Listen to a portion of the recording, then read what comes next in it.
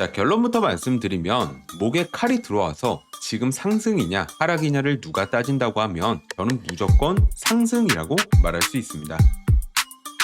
네, 안녕하세요. 차트트랩입니다. 먼저 지난 영상 짧게 복귀해보면 이 109.5K 부근에서 롱 포지션을 잡았었고 목표 구간은 114K 부근이라고 말씀드렸습니다. 자, 그리고 이 114K 부근에 도달을 했을 때 말씀드린 대로 포지션 전부 정리하면서 122% 수익으로 마무리했고요. 자, 이후 텔레그램 관점방에서 114.4K 돌파 후 위쪽으로 안착한다면 116K까지도 충분히 상승 가능성이 있다라고 말씀드렸고, 정확히 114.4K 위로 올라선 뒤 116.5K까지 상승하는 흐름을 보여줬습니다. 즉, 지난 단기 관점은 그대로 맞아떨어졌습니다. 그리고 저는 현재 114K 부근에서 다시 한번 롱 포지션을 진입한 상태인데요. 왜 116.5K까지 상승했는데 포지션 정리를 안 했고 그대로 홀딩하고 있는지, 또 목표는 어디까지 생각하고 있는지 지금부터 빠르게 관점 공유해 드리도록 하겠습니다. 먼저 이번 주 시장 이슈부터 살펴보면 지금 시장의 가장 큰 키워드는 단연 연준의 금리 정책입니다. 최근 들어 금리 인하 가능성이 점점 더 커지고 있는데요. 이 페드와치 데이터를 보면 이번 9월 회의에서 금리를 내릴 확률이 90% 이상으로 예측하고 있습니다. 즉, 시장은 이미 연준이 곧 완화로 돌아설 것이라고 가정하고 움직이고 있다는 거죠. 자, 이게 투자자 심리에 어떤 의미냐면 금리가 내려가면 달러 강세 압력이 줄어들고 그 자금이 다시 위험 자산으로 흘러갈 수 있다는 겁니다. 뭐 주식, 금, 그리고 비트코인 같은 디지털 자산이 그 혜택을 직접적으로 받게 되고, 그래서 최근 비트코인이 다시 115K 선을 회복한 핵심 배경이 바로 이 금리 인하 기대감 때문이다. 이렇게 보시면 됩니다. 두 번째로 최근 기관 투자자들의 움직임을 살펴볼 필요가 있는데요. 최근 보도에 따르면 일부 대형 펀드와 기관들이 이 비트코인 비중을 다시 확대하고 있다는 뉴스가 나왔습니다. 이런 흐름은 개인 투자자들에게 두 가지 메시지를 준다고 볼 수 있는데요. 아직 비트코인의 상승 여력이 있다라는 기대감,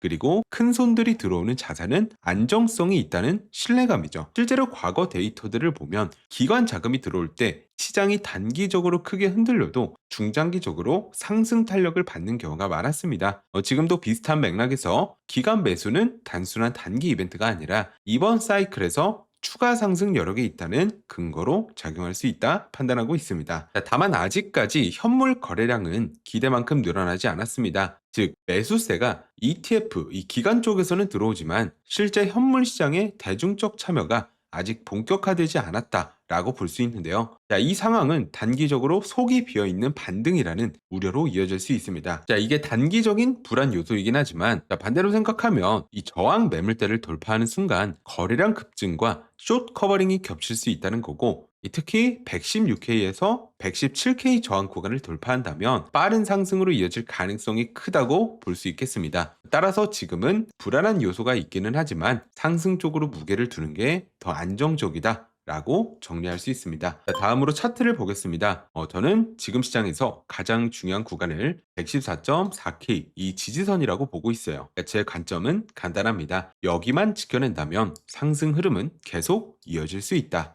자, 왜 그렇게 생각하냐? 이 114.4K는 제가 그동안 여러 번 강조해드렸던 자리인데요. 이 98K 저점 구간부터 신고가까지 피보나치를 작도해보면 바로 이 0.382 레벨이 114.4K 구간에 해당합니다. 자, 그동안 계속 저항으로 작용했던 구간이었지만 9월 11일 드디어 이 돌파에 성공하면서 곧바로 116K까지 슈팅이 나왔고, 그리고 현재 116.5K 이후 조정이 나왔지만 비트코인은 다시 114.4K 지지선에서 반등하는 모습을 보여주고 있습니다. 즉, 과거 저항이었던 자리가 이제는 확실한 지지로 바뀌었고, 그 과정에서 이 저점과 고점을 소폭 높이고 있죠. 그리고 116.5K 이후 하락이 발생하긴 했지만 저는 아직까지 이 초크, 하락 추세 전환 신호는 전혀 나오지 않았기 때문에 저는 아직까지 상승 구조가 그대로 살아있다고 판단하고 있습니다. 자, 그리고 윗단을 보시면 117K, 118K 구간에 이 오더블럭과 강한 매물대가 겹쳐 있습니다. 자, 이 자리를 거래량 동반해서 돌파한다면 곧바로 VOS, 구조적 상승 전환 확정 신호가 만들어질 수 있고, 그 위로는 120K 구간까지 이 페어밸류 갭, FVG가 열려있기 때문에 숏포지션 청산과 함께 빠른 상승 파동이 나올 수 있다, 이렇게 보고 있습니다. 자, 또 단기 흐름을 보면 이 비트코인 15분봉에서 RSI 상승 다이버전스가 확인됐습니다.